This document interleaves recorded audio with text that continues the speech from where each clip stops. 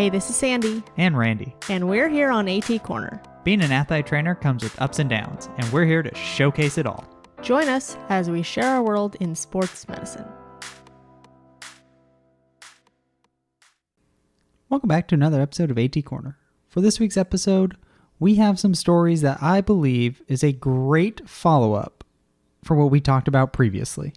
So last week we did talk about on-field eval, and it really inspired the very first part of that on-field eval and what is calming down the athlete. Oh, for sure. I mean, I feel like that's key to do when it comes to that on-field eval time, right? Making sure the athlete's calm, and then you can kind of go into the next steps. I mean, think about anytime you have someone who's injured, they're usually not calm, No. I would say.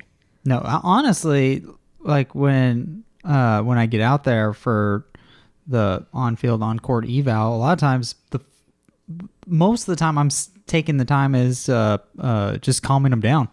Honestly, just so that's usually what you do. Yeah. I feel like I can picture actually an athlete who is very calm. I had a finger dislocation. Who he walked over to me, and he's talking to one of his coaches, and he just sticks out his hand, and he was like, "It's broken." That's all he says to me. He's totally fine. So I mean, sometimes they're calm. Yes. That wasn't an on-field eval, but yes, that's probably an exception to what the rule tends to be. it really was. And I don't know if he looked. Well, no, I know he looked at it because he was looking at it when he was on the field, and then when he came off, he just like handed me his hand. Hey, not bad for looking at it too, not like passing out. I know. He was kind of preoccupied, I think. Fair. It's kind of a crucial moment in the game. That's fair. So how comfortable are you with the process of calming down an athlete when they are hurt? This is the very first question I asked on our Instagram stories. And I would say most ATs who answered put themselves closer to being pretty confident, which I expected. Yeah. But I also asked, how comfortable are you with the process of calming down a parent who is That's a good like question. a parent of an injured athlete? And most ATs were not as comfortable, which makes sense. Yeah. I mean, you every day you're dealing with, athletes. Not as often are you having to calm down that parent. Well, I would also, but you might have to. Have you ever had to calm down a parent? Well, that's what I was gonna say. I'd also kind of like be interested to see like if there was the breakdown on setting.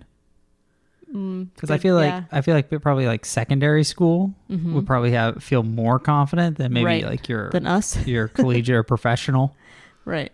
Like, or even industrial. I feel like I've never really had a crazy like over the top, unconsolable parent. I've had crazy parents, but I've never had someone who was freaking out as like more than the athlete. Yeah. Well, I think too it kind of depends, like depending on the situation, right? Like if I'm actively dealing with the situation, like I can't be taking care of mom, dad, guardian. Right. So a lot of times that's when this person needs to go, like because I'm not working with minors. Right. So right. it's like they got to go. Like someone's got to control the scene, right? Get them back. And so yeah, I've never been in that situation where I'm actively calming them. I'm trying to think, like a lot of times like they'll come over with questions, but that's like after it's all handled. Mm-hmm. So there's not a lot of like calming. Mm-hmm. I mean, obviously they're still concerned, right? But like it's pretty much handled. Like, I don't know. I've never had a situation where they're hysterical. Yeah, neither have I, which thank goodness, because I used to work with youth sports. Yes, you have a more and those parents were kind of crazy.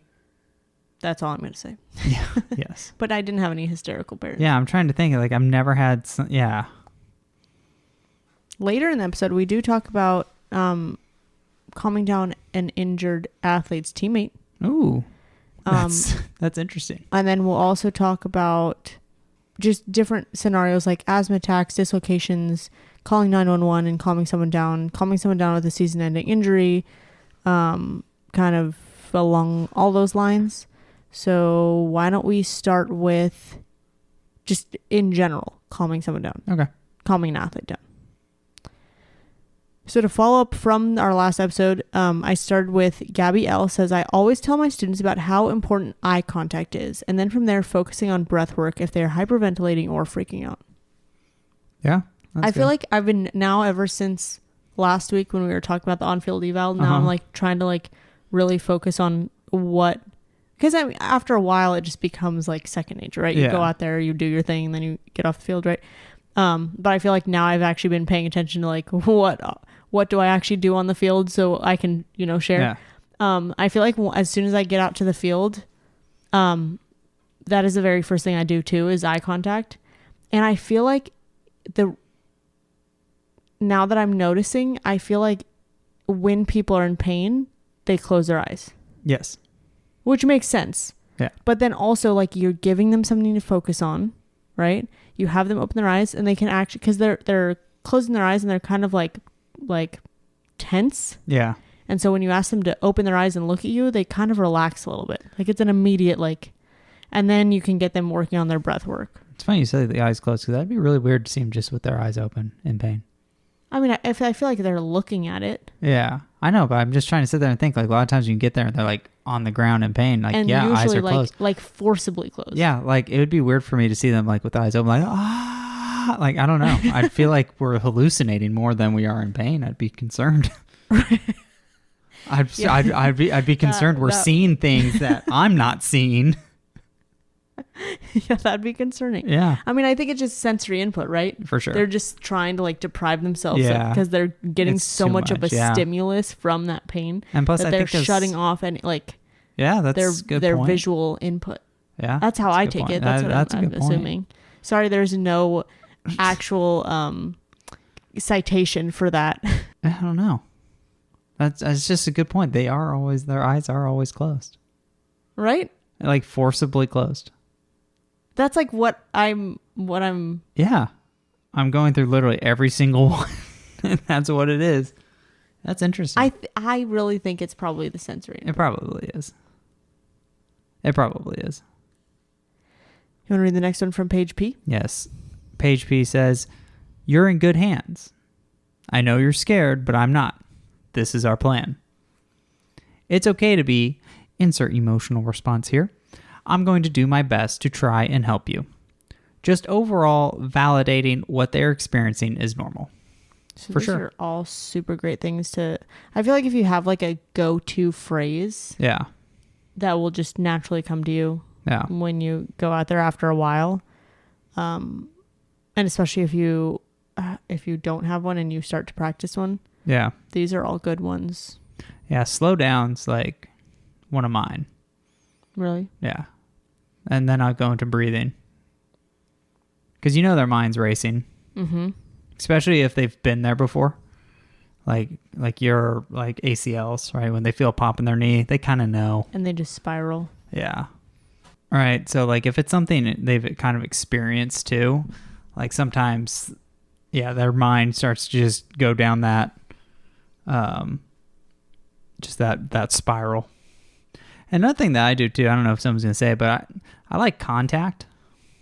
Right? I try to either like touch the limb that's hurt, like somewhere, or if they're really out of control, like I will grab like I'll have my hand on their torso to just try and let them know I'm there. I give them like feel some kind of support. You know what? I think I usually do their shoulder. I'll put my hand on their shoulder, and as I'm like looking them in the eye.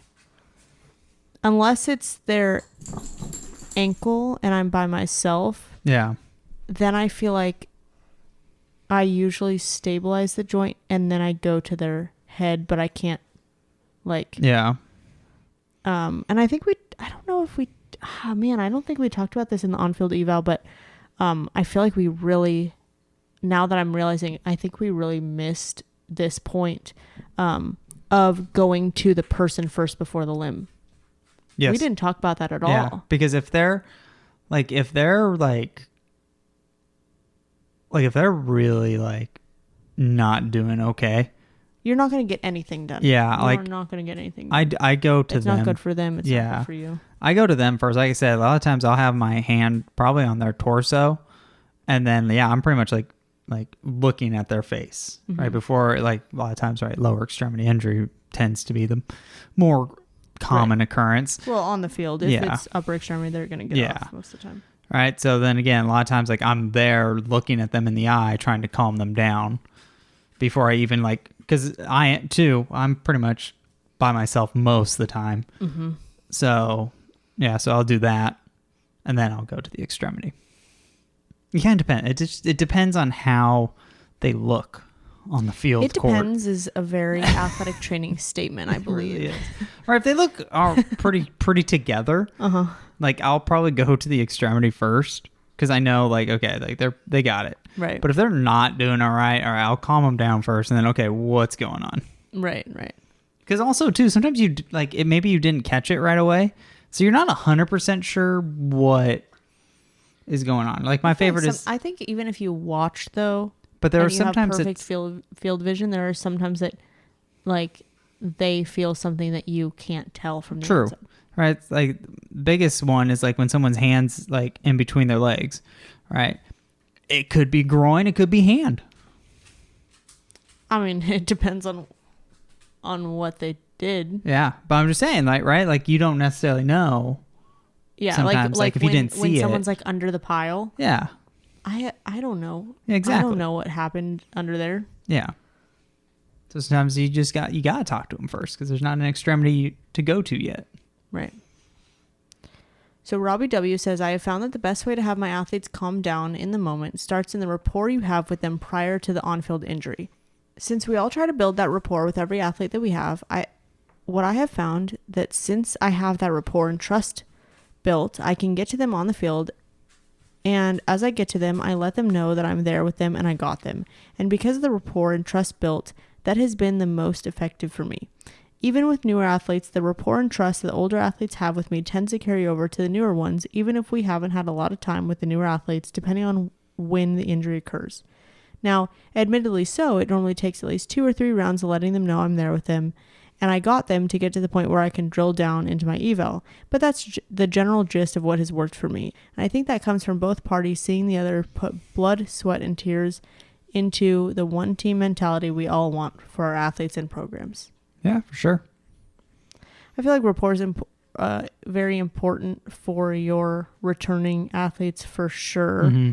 I feel like per diem it's tough because you don't get that rapport.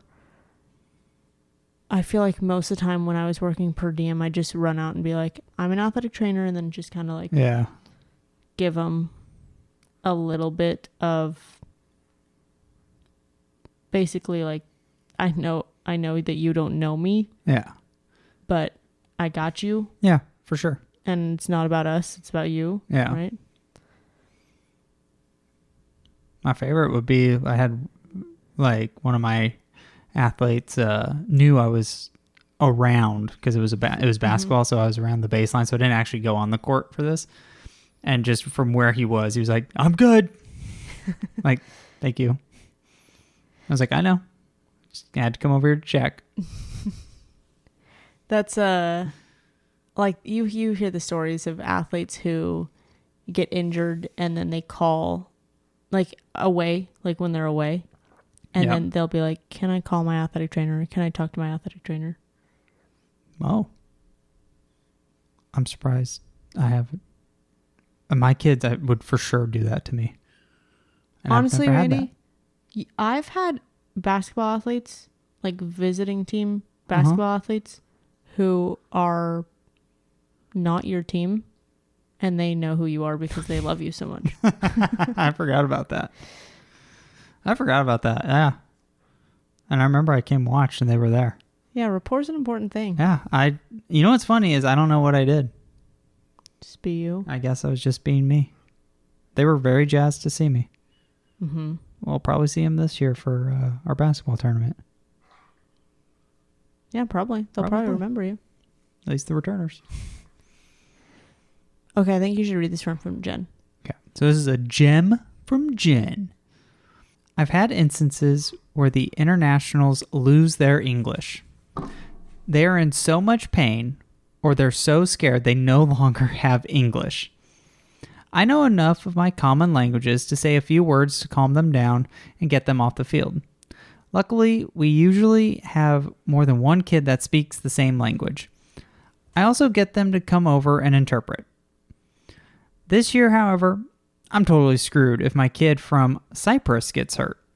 No one else speaks Greek. Oh, shoot. That's interesting that they lose their English. I don't think I've had enough people with first language difference to notice this. I've never had my internationals like that. Like usually when I get out there, they still have their English. But like this totally makes sense. Yeah. I mean, I get if you're in that much pain, right, you're just going to revert to what's comfortable. Right, exactly. You don't have to sit there and think about what you're trying to say. Because even sometimes like, and that could be frustrating too, because like I've never had it like on the field, but like just in a regular injury, like they don't know how to say it in like whatever they're experiencing in English. So yeah, so that could be frustrating, right? And which now means your first language would be more comfortable. So I could see it being reverted to that. Right. I feel like that kind of goes along the lines of like when a parent speaks a different language and you have a kid who's trying to translate. Oh yeah. To them, like if you're working with a minor. Yeah. I know some of the like concussion tests are also now. I know like Impact had like Spanish. Yep. And I think I could be wrong, but I think Sway just updated that they have more than just English. That's cool. I think, or they were talking about it. That makes sense. Okay, so this next one you're definitely gonna have to read because I thought it was too funny and I don't think I'm gonna make it through it. So this one's a cool one from Kevin. Had an athlete say to me, if I didn't come out and crack a joke, then they knew there was an issue. So I go out there and make a smart-ass joke and it calms them down right away. I always try to keep it light. Sometimes it's a joke, sometimes it's just need a nap or something. One of my athletes told me once that since I'm always joking or lighthearted, if I came out to them serious with no humor, then they would panic because they knew something was really wrong. It's pretty funny. This is the funny part. I once had a kid that I was splinting during a baseball game. Rescue showed up, but so did a fire truck. City rules are one piece of each department needs to be there. And he goes, "Oh, look, a fire truck." I come back with, "I pictured you as more of a train guy, but I guess you like the wee-woos better than the choo-choo." He started laughing. The coach started laughing, and all he said was, "Thanks, I needed that." See, like I'll crack a joke, but if I know, if I know how it'll be received by the athlete. We did have a lot of people who say that they crack jokes when they get out to the field. And I think, and that's the thing is like also people wrote the caveat that it depends on who the athlete is. Yeah. Yeah. You can't always crack a joke. You can't always crack a joke. Not in all situations. No. Not to everybody. No, definitely not. So speaking of the wee-woos and the choo-choos, is your calming down process the same or different for an athlete with an injury like an ankle sprain or something versus an athlete you've called 911 for? I don't think in general, no. Like, really? It's always still breathing, right? Getting the focus on the breath. I think the tone is a little bit different. That's what I was, like there is some, if it's a subtle, or if it's like a little bit of a difference, it's like a subtle difference, but it's definitely a difference. Because if it's going to be like if we're talking like 911, right? Our goal is hopefully not to get them into shock. Right. Right. So there's times you have to get the AT voice out. Oh, you do an AT voice so good. Yeah. And you gotta like really get like, I don't know, like really stern, serious, and like lock in compared to like calming down someone with like an ankle sprain. I don't have to get like full mode on them. Right. So yeah, I think that would be the difference. But in general, the elements I feel like are just this. It's still breathing. Right. So 32% of people in our poll said both situations are the same. 68% said I respond differently in an emergent condition. Interesting. Leah P says it depends on the environment and the reaction of others around me and of the athlete. It's never not serious, but I'm not an alarmist, and I make sure my tone of voice is very calm, but also very confident. Those things remain the same, but what I say and how much I say depends on the situation. It's fair. Maddy S says, again, I just explained to them what's happening. I talked them through why I called, tell them that I'm going to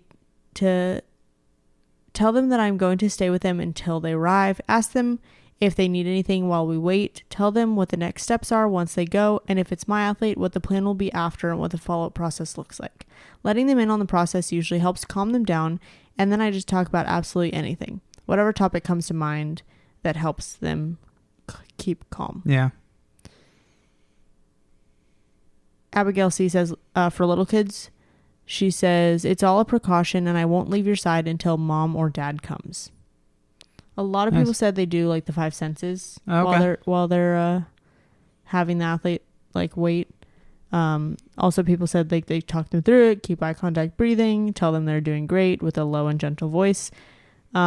My process is kind of similar to this. I'll talk them through it. What I learned from my very first preceptor, Haley, she talks them through the process, including of like hearing the sirens. Okay. And that the sirens are coming and that, you know, they're going to be parked close to us. There's going to be people coming by to help you, get you out of pain, et cetera, et cetera. So even like, I like the part about the sirens because I feel like, I mean, it's a normal occurrence for you to hear sirens, but they're not usually coming for you. Yeah. So that in itself, like you're already in a scary situation, but then when you realize that like the sirens are getting louder and, you know, there's going to be a bunch of people surrounding you and a bunch of people like they're going to hook you up to machines sometimes or, you know, whatever the situation is. Like I feel like knowing the process helps a lot. Oh, for sure. Yeah, I've done that too. Like, just let them know what's going to happen. They're going to ask you a lot of the same questions I asked you. Mm-hmm. Right? Because, you know, that gets annoying too. Right? I already answered that question. Right. All right, so. How do you calm someone with a dislocation? Luckily, knock on wood, I haven't had a ton of them. Mm-hmm. I think really, honestly, just one shoulder. Really? Yeah. Well, in what sport? Track. No way. Oh yeah, I'm pretty sure. Oh wait, I know. Yes. Yeah, I've said this story. Uh-huh. But it's still funny every time I say it. Because okay, when you think of track, when I say track, right, you're gonna think like, okay, well maybe pole vault, maybe a thrower. No. This was a sprinter. Now you're thinking, oh, he probably like fell or something. No. This was end of the season. We're going to nationals. Our 4x1 qualified for nationals. Right? So this is a big deal. All right. I mean, in our heat, I'm just saying we beat USC, Oregon, and we were second to A&M. I'm just saying. Granted, Oregon and USC fouled and got disqualified. That's how we beat them. But anywho. It doesn't matter. Beside the point. So we decided that we're going to do stadiums one day. Oh, no. Right before we leave, by the way. Like, we're leaving to Eugene. Like, in the next day or two. And I get a call to go out there. Someone's shoulder's dislocated. And I'm like, I'm trying to run through my head. Like, what did we do? Again, I thought maybe he fell. No. He was resting in between sets. And was about to get up and grab the pole. Oh, no. And as he started to pull, his shoulder came out. So was it pretty unstable beforehand? Nope. He's never had a dislocation before. What? Yep. That he knows of. That's crazy. Yep. What? That does not make any sense. Nope. There's more to that story. No, this kid was pretty good. Like, I don't think I think he would tell me if it was like, if There's they were no way around. a shoulder's going to dislocate from... Hey, I believe the kid. I think he was that tired. His muscles were that tired and that fatigued. What was he doing upper body that was so fatiguing? I don't know. Couldn't tell you. But you know what? This kid, I trust the kid. Good on you for trusting your athlete. If it was one of his teammates, I would have kind of like, okay. But him, no, this... Just like one of those freak things. Honestly, it was probably the freakiest thing ever. I think literally that's my only dislocation. Did you get it back in? We did. I didn't. I tried it on the when I got there. Mm-hmm. I couldn't get it back. And then we got him to the athletic trainer room, and we just literally just had it hanging there and just had him relaxed. And then like with a weight? No, we didn't do the weight. We had it just hanging. And then I was a grad assistant at the time, so I asked one of the assistant ATs, and he got it back in. Yeah. That's pretty crazy. It was honestly mostly just calming him down. Just giving him a chance to relax. Right. Hey, that's what this episode's about. Exactly. And then it just went in. Most people said they never let the athlete look at them. Or not look at them. Look at the... Yeah. Look at the dislocation. Yeah, you look at the dislocation. And then they guide them through breathing. And they also explain what they're going to do. I think it was hit or miss if people said... No one said that they didn't explain what they're going to do, but I think it was hit or miss because I think also taking the time to explain what you're going to do. Yeah. And depending on who it is, sometimes I think people... Make it worse. Right. Like they'll tense up more, be like, Right. You're going to do what? I think it also depends on what you say. So like, for example, like Abigail C says, I don't let them look, but if that freaks them out more, then I warn them. Oh, that's cool. Trust is huge here. Yeah. So basically, like, she's like, oh, you can look, but just, it's dislocated. Yeah. I mean, like, so, like, I had... It's pretty gnarly. Like, in the case of, like, someone who might need stitches, right? Like, I had, like, just not that long ago, I had someone with a finger injury that needed stitches. Mm-hmm. And, like, it was pretty covered. Like, so I don't think he saw it yet. And I just asked him, like, hey, how you doing? Because, like, it was bleeding, right? It's all blood all over the place, and it freaks some people out. Right. So I asked him, like, how are we doing? He's like, oh, I'm doing good. Okay, cool. Then he asked, can I see it? I'm like, you sure? He's like, yeah. So if they're doing okay, and they look okay, and they're not, like, they're not, like halfway out, and like, no, I'm good, then I might let them see it. Now, if bones are sticking out, I don't know if I'm going to let them see it, because I feel like 9 times out of 10, that person might be going out. Right. But yeah, that's true. I feel like with shoulders, you can't really... It's not like you can, like... It's kind of hard. Yeah, you can't really, like, look. I mean, you can kind of look, I guess you kind of could. But not as much as, like, a finger or, like, an elbow. Even an elbow, I think, the people who I've had with elbow dislocations, they haven't immediately... Like, they grab it. Actually, that's the thing. They probably know. Yeah. Like, outside of, obviously, my elbow hurts and probably feels weird. Right. Like, just them, like, holding it, and they're like, oh, well, that's not how my elbow normally feels. Right. Elbow dislocations were the calmest athletes I've ever had in an injury. That's very interesting, because I've heard that's one of the most painful. I've had 2 of them, and they were both very calm. I remember one of them, he seemed pretty chill. Mm-hmm. But he also was injured all the time. First time? No, not my first time. And then, so that one it's just like, okay, well, here's what we're going to do. It's like, you don't really have to actually calm them. Yeah. That one you can definitely joke with. Yeah. You could. Yeah, hit them with oh, that's not normal. That's not supposed to be there. That's not supposed to be facing that way. You definitely have to be careful about who you say that to. What not to say. Oh boy. And just walk up there and be like, oh no. Oh no, that's not good. What? No, it looks fine. When I was early certified, I used to say something like, best case scenario, this is what goes. But I quickly learned that then they say, well, what about worst case scenario? So I don't say that anymore. Well, worst case. We don't think about worst case scenario. We think about best case scenario. That's true. I think for dislocation, most of the time, I just talk about how, okay, I know you're in pain now, but this is going to feel so much better once it's back in. Yeah. I mean, I feel like, well, especially if it's someone who's had it before, they know that too. So they're just like, they just do it. Right. Yeah.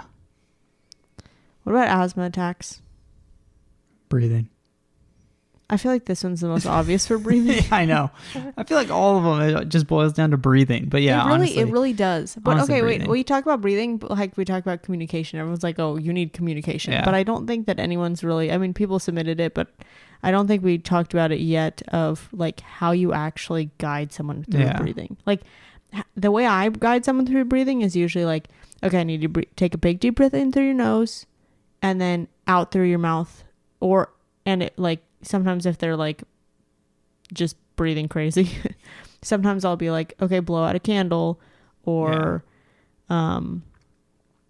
especially with like asthma attacks, like recently I had someone who like literally would not focus, and so then I just like used my finger as a candle. I was like, blow on my finger, this is a candle, I need to blow on my finger, like, or blow through a straw. Yeah, or some sort of blow through a straw. I like the blow through the straw. I feel like it gives you a nice visual, because you also get you can also, I mean, blowing through the candle, you'll get people to like actually like pucker their lips, like, right. But like I like the visual of the straw. Yeah, I usually like the straw. Lately though, I've been using the candle. Because who doesn't like? I don't know when cake? I switch, but yeah. And then I can ask them, "How old are you?" And they'll tell me, I'm like, sorry, I don't have that many candles. I don't have that many fingers. That's pretty good. There's one of my jokes. Yeah, there it is. But I do that. Basically, the biggest thing is just diaphragm breathing, man. I usually do that. Maddy S says, focusing on breathing helps the most. Do it with them and explain that it's going to feel horrible and panicky at first, but to make each exhale longer than the last, and eventually it regulates itself. Breathing slowly in through your nose, holding it for a beat, and blowing out through your mouth like you're blowing through a straw. It calms down your heart rate and nervous system and slows down your breathing. Yeah. People also said they have them focus on me, do a guided breathing. Someone said taking audible deep breaths so the patient breathes with you. Oh, yeah, I'll do it with them. I feel like you kind of have to as you're talking. Yeah, because half the time, like when you're in that kind of state where where it feels like you can't breathe, right, and you're panicked, like you're not paying that much attention. Like you hear the words, but you don't know what they mean. Right. So I get it. That's why I'll do it with them. I also feel like I'll count, like, because they'll like breathe in and out through their mouth and nose, you know. Yeah. But I feel like also like in for 3, 1, 2, 3, out for 4, 1, 2, 3, 4. I should do that. I don't know why I don't count. A lot of times A lot of times I go off and just feel. Like I feel how long it's been. Like if I feel like they're just going, then I have to tell them, okay, slow it down. And then I'll guide them through taking that bigger breath through the nose and then slowly push that air out. I feel like I have to count, because if I don't count, then I feel like they cheat on how long they're like inhaling or exhaling. That's fair. Yeah. Now, I don't count like if I'm on the field, but I do count if I'm like like with an asthma attack. Yeah. And I think that's like what it depends. Like if it's someone who having something that they have to like breathe, or like actually I might do that with my rib people too on the field. I'm trying to think. I don't know. Again, it's kind of something you just do. Depends. It depends. You know how many messages we got that say it depends? I bet a ton. Yeah. I bet a ton. We did. How about calming someone with a season-ending injury? That one's hard. It is. Honestly, it depends. Like if they're hysterical or just like obviously upset. Like hysterical breathing, right? Like if if it's them just going through the range of emotions, just being upset, a lot of times I just kind of I let them feel it. Yeah. I'm trying to think, like, a lot of it's just educating. Okay, here's what we're gonna do. And then like, so like I'll say like what I feel, and I always like, because a lot of times, right, it's like ACL or like something like that. Right. ACL is like what I picture when I picture having this conversation. Most time, right, that tends to be the season-ending injury. I mean, there's obviously a ton, right, that could be season-ending, right. But yeah, right, like I let them know, like here's what I'm worried about, but I can only go off of what I feel. I don't have MRI eyes. I can only go off of what it just feels like and what my tests tell me. All right, so here's what we're going to do. We'll have you refer you to here. Here's probably what's going to happen, so on and so forth. Mm-hmm. Yeah. I think the hardest one, again, is kind of like where you're at season ending wise, right? Like, like take the track example, right? If you have a sprinter and it's April and they get a hamstring, like a significant hamstring strain, well, conference is probably going to be early May, right? And then going into maybe June, like nationals isn't until like late or early June. So that could be season ending, but it's not like, again, depending where you are, like that doesn't really necessarily need imaging. So that one's kind of a harder one because you don't have that kind of like, well, we'll get imaging, we'll see. You just kind of have a feel like, yeah, that's right. You're kind of done. Right. Oh, that's so tough. I feel like. But sorry, not to interrupt, but then you also don't like, you want to give them some hope because, hey, maybe they could come back, but you don't want to give them false hope. Be like, oh no, we can get this back. Right. So you're in that balancing act like, well, here's what we can try. Right. Like a lot of times in those situations, I'll just kind of be like, here, like they'll ask, or I could be like, hey, like, we can try. Right, and we'll do our best to get you to whatever the goal is as possible. But I don't just know it may not be feasible. Right. Right. So they can choose if they want to buy into, no, I'm going to do it. Or as long as they're aware, hey, it may not work out in that favor. Right. Yeah. Usually I tell them like, okay, the test that I just did was for this.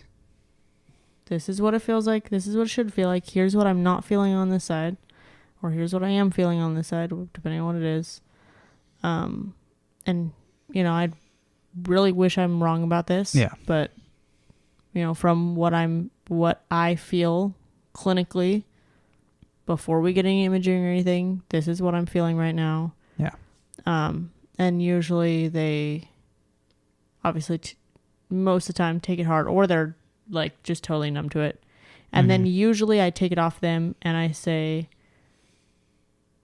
do you want me to keep talking about this, or do you want some space to process before I go into like the surgical and the whatever process sending you to doc, like blah, blah, blah. Before all that, I kind of just give them. And then when I come back later, then I kind of check in with them again. Like, do you want to hear, like, talk more about the process or what? Yeah. Because sometimes that process helps to hear. Yeah, for sure. And sometimes they're just like, I can't handle anything right now. I'm not going to hear anything you say. Yeah. And I think it it also depends on like if they've had it before. Right. And how many times they've had it.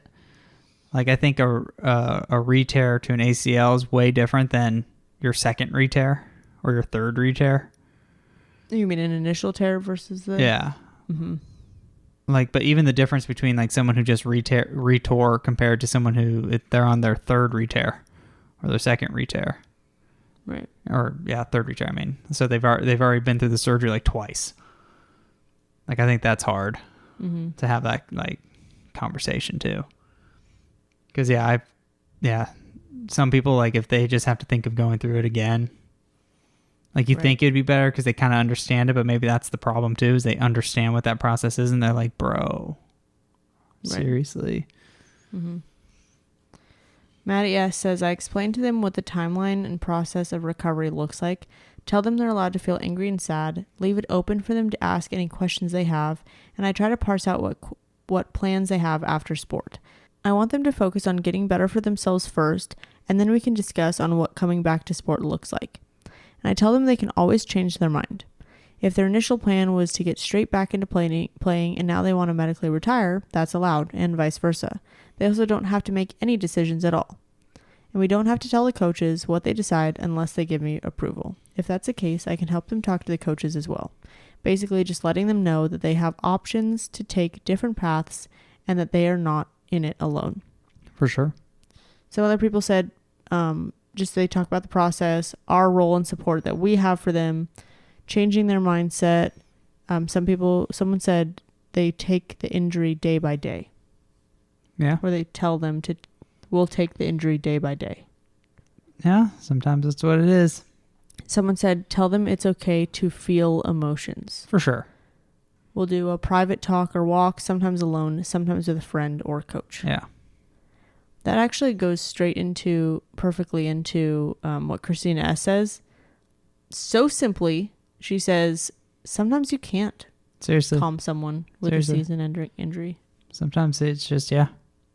I was like, this was like mic drop for me. I thought that was like, boom, that's profound. I think the important thing is you have to remember, like, it's not about you. Yeah, it's not about you. And like, they're not going to just, like, quote unquote, calming them down. It's not going to be like, all of a sudden they're just super stoked. Like, oh, sweet. Okay, cool. I feel better about this. Like, right. They're going to still be probably, like, really upset. Like, right. You tore your ACL. Like, it's, right. You are not going to play your sport for a year. Right. Like, that's hard. Mm-hmm. Now, obviously, when they walk away, we don't want them necessarily, like, hysterical. Right? So kind of helping at least get away from the hysterical part and just keep them just not hysterical. I don't know how else to explain it. Just they don't walk away hysterical. Like, right. Obviously, they're going to be sad, and that's fine. And like just making sure that at least they are able to process past hysterical. Mm-hmm. The rest will come with time and support. Which does not just rely on you. Mm-mm. It's going to rely on everybody, that whoever their support system is. That too, I think, is important to note. I think when we talk about a lot of things, but especially like calming the athlete or like being the person there for them, like I feel like we put so much on ourselves as athletic trainers, like we have to be the ones to do those things. But I think we don't also realize that, like, just think of any time that you, not even just injured, like in general, like you are going through a hard time. Like imagine talking to your best friend or your partner or your parent or your sibling versus talking to someone who you might be really close with because you see all the time at work, but not necessarily like personally and emotionally invested with. Yeah. Right? So even someone who you might have like a lot of rapport with, you might not be the person that person needs. You might be part of that equation, but you might not be the person, and that's okay. Yeah. Yeah, that is okay. And I think that is the hard part because like you see these athletes in the at least traditional setting kind of view, you see them all the time and you're with them all the time. Right. And you're with them through their triumphs and you're with them through their like lows and their failures. So I feel like you probably get this sense of, and you're also there to make them feel better, right? Mm-hmm. They come to you with problems. Mm-hmm. Like honestly, all the time. They just come in with problems. Right. Whether it's actual injury problems or just life problems, right? They trust us and they want our opinion. So you get this feeling of like, I have to make them feel better. Like I have to do what I can. And like you said, that's not in those kind of situations, or that's a support system solution. We're not the only one that's going to be helping them. And which is also a good thing, because if you were the only one helping them, that just screams burnout. And yeah, it'd be taxing on the clinician. Right. Right. There have been some athletes who I have had to distance myself from because of how much they have put on me. Oh, interesting. Like mentally. Yeah. I get that. I'm like, I am here for you for a lot of things, but I can't be here for you for this much. Like I need to refer you out for someone in your support system or a mental health person or literally someone else who can deal with this. Yes. In addition to not just me. Yeah, for sure. It's also a boundary thing. Mm-hmm. For sure. Have you ever had to calm an athlete's teammate after they saw an injury? No, I don't think so. That's funny because 68% of people in our poll said yes. Oh, interesting. Right? I was actually surprised. Like, I think that this is common, but not as, like, not that common, not like 70% common. Only 32% of people said no. Yeah. I'm very intrigued by that. No. I mean, I've had people ask. What do you mean ask? Like, is this person okay? Are they going to be okay? No. My answer is always the same. They're going to be okay. Because at some point, that's a good answer. They will be okay. Right. I promise you, at some point. I don't know when, but at some point. Well, sometimes I do know when. But at some point, they will be okay. But I can't tell you when because HIPAA. Right. But that's interesting. Oh, man. Yeah, I don't think I've ever had to actually calm down a teammate. I had someone, I just shared this recently. I had someone who passed out on the court and, oh, did she pass out? No, she passed out on the side when she was sitting on the side and her teammate like freaked out. Yeah, I remember that. For good reason. But I was obviously tending to the athlete, so I couldn't tend to the teammate. But one of our students jumped in and was able to go take care of them. Nice. Which was good. It's great. That's so interesting. I'm still trying to think. No, I don't really never had that before. I don't think other than that, like nothing kind of goes. Like nothing me actually having to calm someone down. Like obviously like teammates are concerned. Well, you know, you see all those videos like basketball when someone like breaks their tibia in half, like snaps their tibia in half, and then the whole bench is like passed out. Yeah. Throwing up.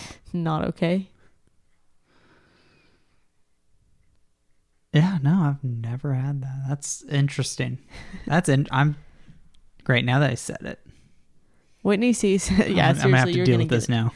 Whitney C said, had an athlete 7 months out from ACL reconstruction. They saw their best friend tear their ACL and went into hysterics. Could not get them out of the bathroom. Oh, they even threw up.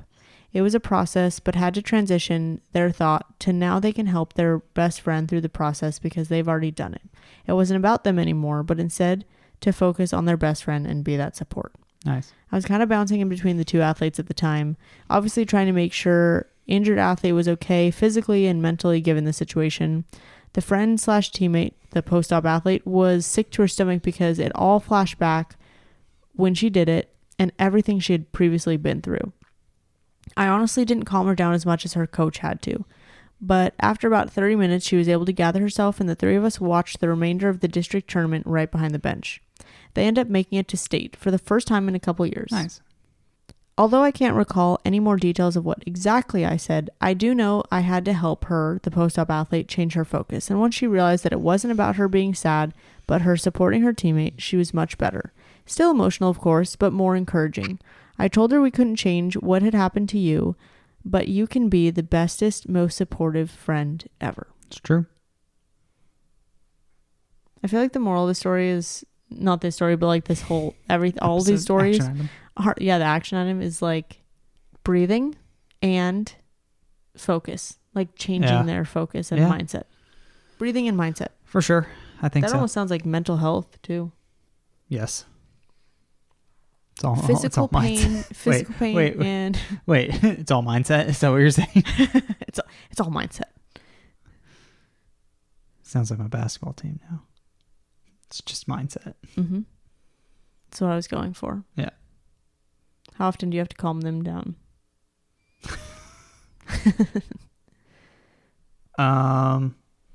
How often do they... Wait. A better question. I have a better question. How often do they need to be calmed down? A lot. Which team do you feel like you've had to calm down the most?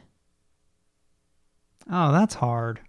Yeah, actually, as I'm thinking about this, that's really tough for me too. Like, I feel like it's so individual. Yeah. I mean, the only thing I could think of is probably track. Because you have so many different events and a lot of, not a lot, but right, there's a good chunk that are distance. Also, I feel like so when they something finish, so not easy, something so simple in track can make you technically like quote unquote end your season. Yes. Or like make you scratch or like ruin your qualifier or like something along those lines. And everything with track too is like everything you do is to train at your highest level and you're trying to qualify for things. Right. As an individual, right? You don't qualify as like a team. A group of individuals qualify as the team. So it's like, because you have to, like, even your conference meet, you have to qualify for the conference meet. So like you're just representing your team as a whole. Mm-hmm. And the same thing for everything past that. So it's not like team sports where my biggest thing is like when I talk to like athletic training students about it and like the difference between like an individual sport and like a team sport, because, you know, being an AT in track, like it is tough because, you know, a lot of people are kind of used to team sports and like the mentality is just slightly different because you're 80% in a team sport. At the end of the day, what's the goal of a team sport? Just to win, right? At the end of the day, I mean, obviously you want to play well, but the true goal of like any season is, we're trying to win. We're trying to win a championship. So you're 80%. Like I think what you're trying to say, sorry to interrupt you, is like in football, for example, like you're not comparing I mean, you are a little bit, but like you're not comparing your rushing yards to the other team's rushing yards. Yes. Like individually, yes. You're looking to see, okay, maybe we got more passing yards, but it didn't end up we still lost the game. Right. And at the end of the day, we lost. Right. Right. Whereas in an individual sport, you're 80% of, like, if you're not feeling good, right, and you may not be able to perform well, you as an individual did not qualify. Right. You're done, basically. Right. You didn't hit the marks. So it's a different mindset and a different vibe that you have to go through. Mm-hmm. So yeah. So like that's kind of like how I explain it. So the same thing, kind of like with, like you said, like such a small, like sometimes such a relatively small, right? Because these are injuries and there are big deals. Mm-hmm. All right, something that probably wouldn't be season ending in a team sport may be season ending in a individual sport. Right. You know, like, well, I mean, someone can, not that it's good, but like someone can take like 2 weeks off a team sport. Yeah. And come back and be fine. But like, and again, like, it's different in an individual sport. Yeah. And again, it goes back to, okay, if they come back, they're probably not coming back 100%, but whatever percentage they're at probably still gives their team the best chance to win, you know? And whereas that individual, like, they're not going to be able to compete individually very well, possibly, right? There's some that they're probably 80% is probably better than most of the field's 100, right? There are some people that are like that. Right. But yeah, you know, it's a different mindset. And yeah, and because of that, and because of just how the seasons are, yes, I've had more quote unquote season ending injuries that kind of like, you have that conversation when like maybe in a team sport, that conversation doesn't necessarily happen with that type of injury. Mm-hmm. So there's that calming down, but then also, yeah, a lot of endurance events. So kids are pushing themselves, right? So, you know, they finish, they look horrible. So you got to calm them down, or the students that do have asthma, right? Like, most of the time they're fine, but every now and then, depending on the race, depending on what the weather was, depending on how much dirt got kicked up, maybe they're going into an asthma attack, you know? So I feel like, yeah, I've had more calming down probably in track. If I had to just pick off something, because I'm trying to think, like basketball, not really. Right. Soccer, not really. Volleyball, no. Yeah, so track. I could see that.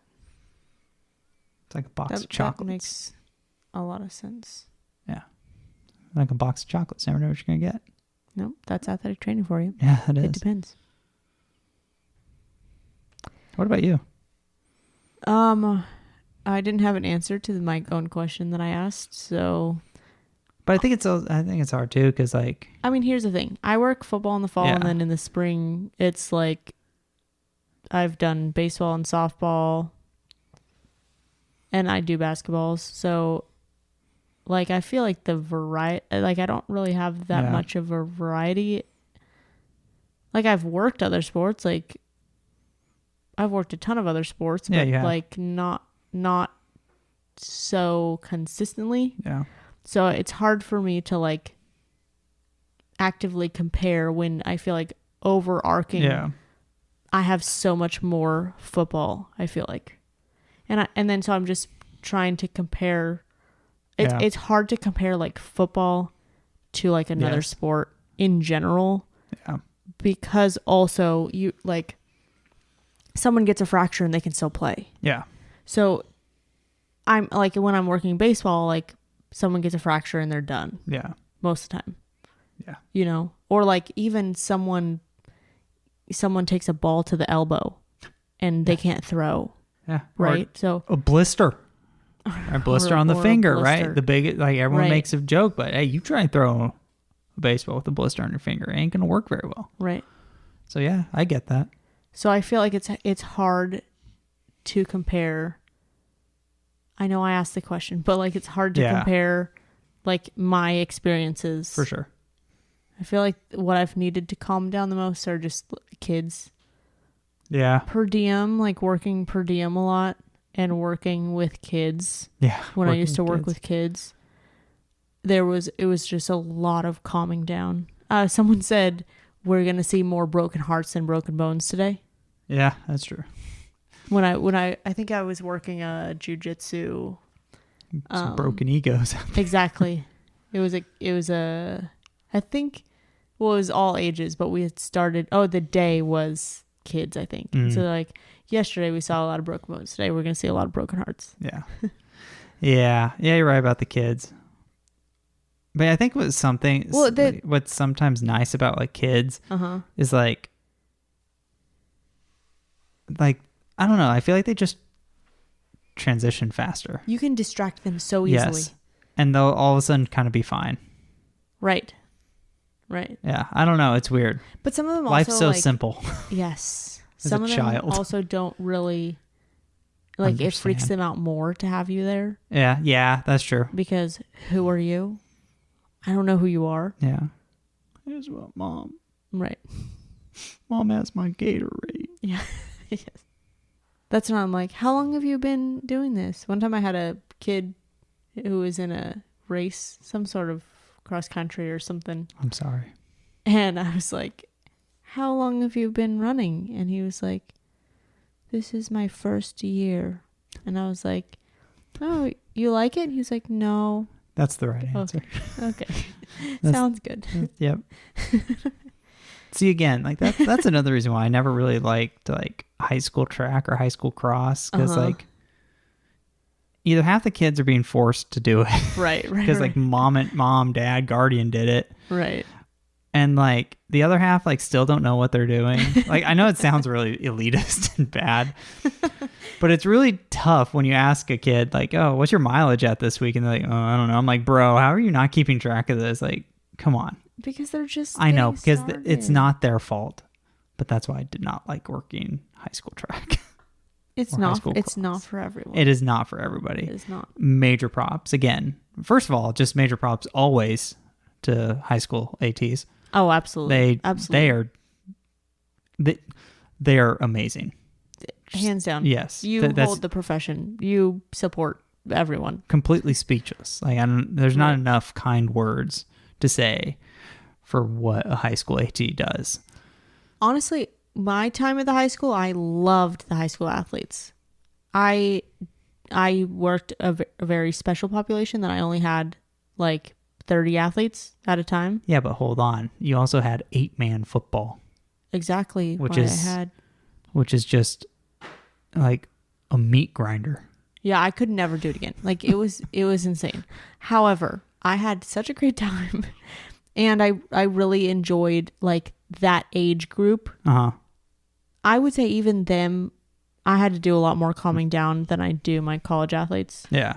Which makes sense. Like I feel like as you like see the progression of the sport itself as well, like you see like they know how to hit in college. In high school they do not know how to hit. No. Right? Like same thing with track. They know, I should keep track of my mileage.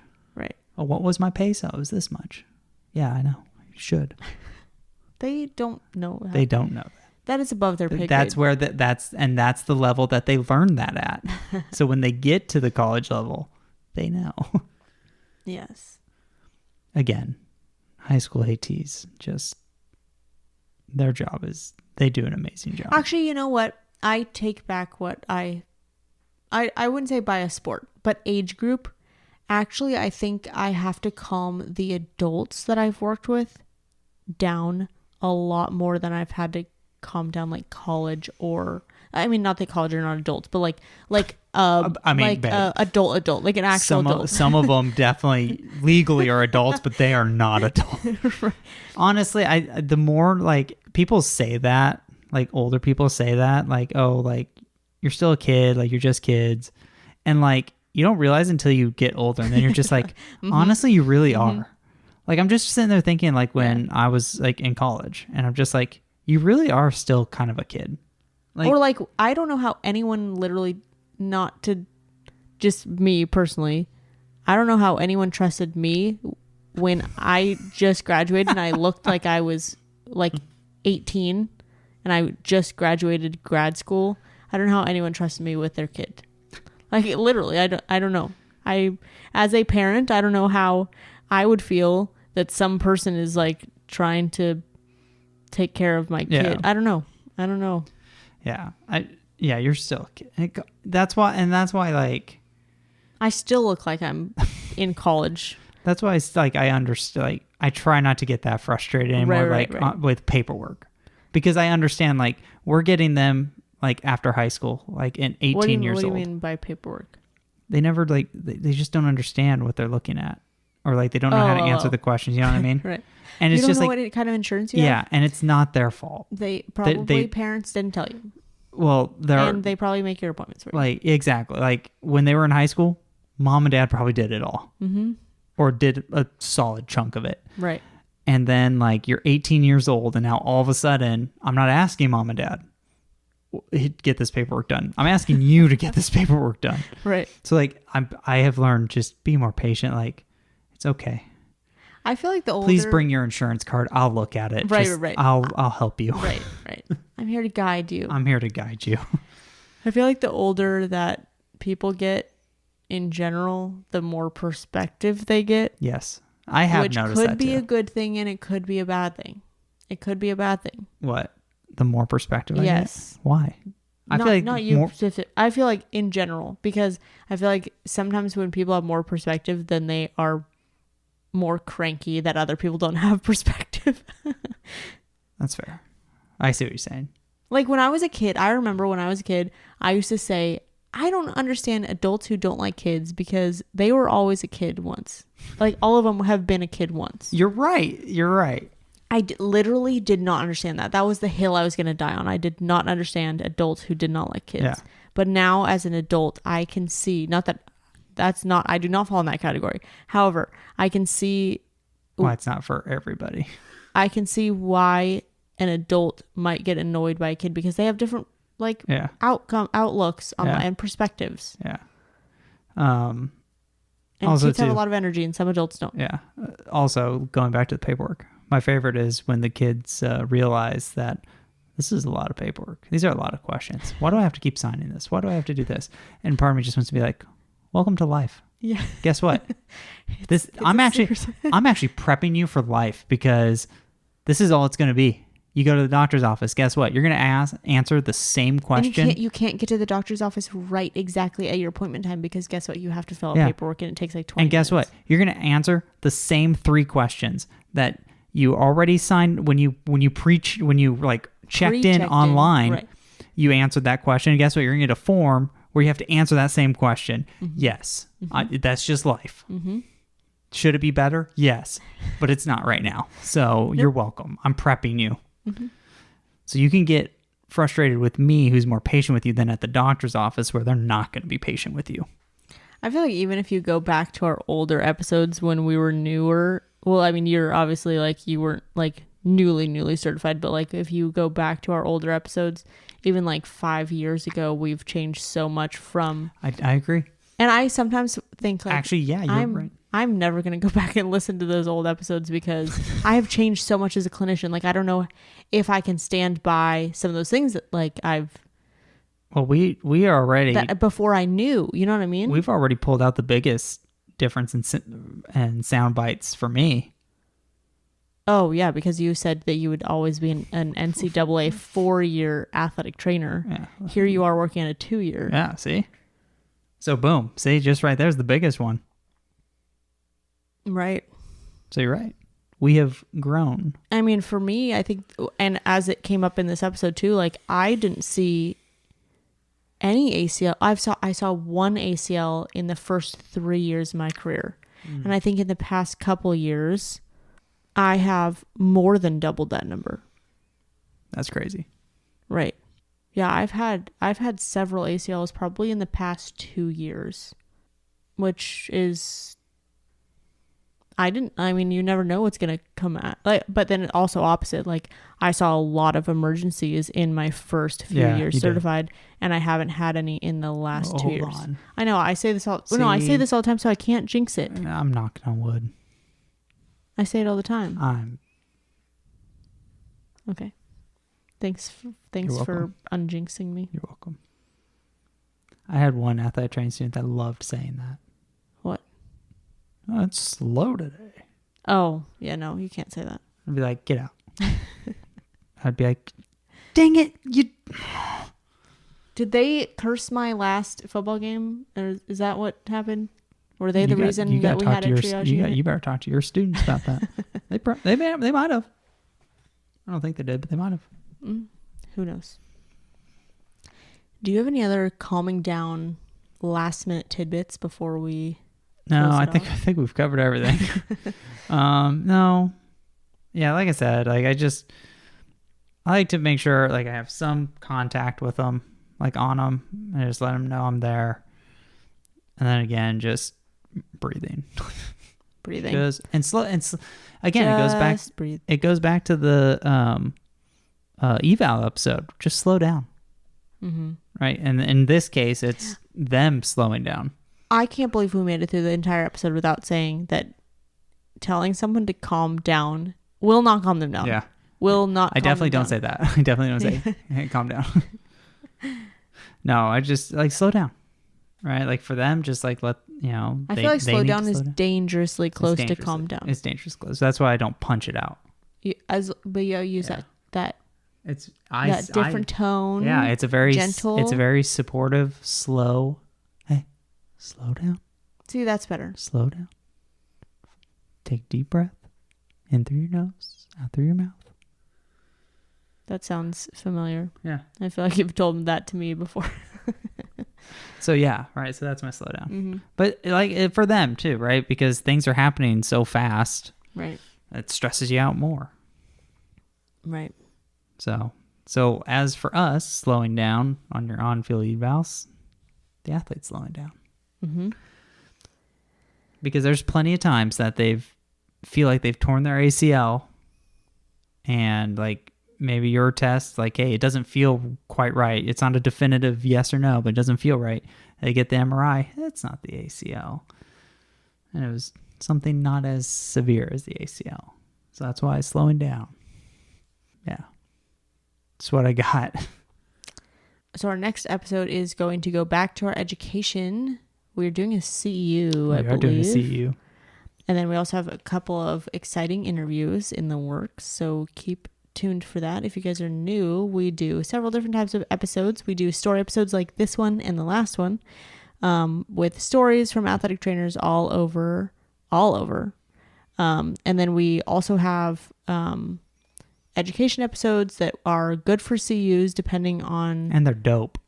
...on which episode it is. So make sure you check the show notes. We are transitioning to being a CU provider alongside Athletic Training Chat and Clinically Pressed. Big thank you to them. They are currently putting our episodes on their website, so make sure you check their website through our show notes so you can see which ones are already up and which ones are also free. Take advantage of those, especially since it is not a reporting year yet, but next year will be. Never too early to start. Never too early. Get the CUs now. And then we also do interview episodes where we bring people on for interviews. I think that's all I got. Thank you for helping us showcase athletic training behind the tape. Bye.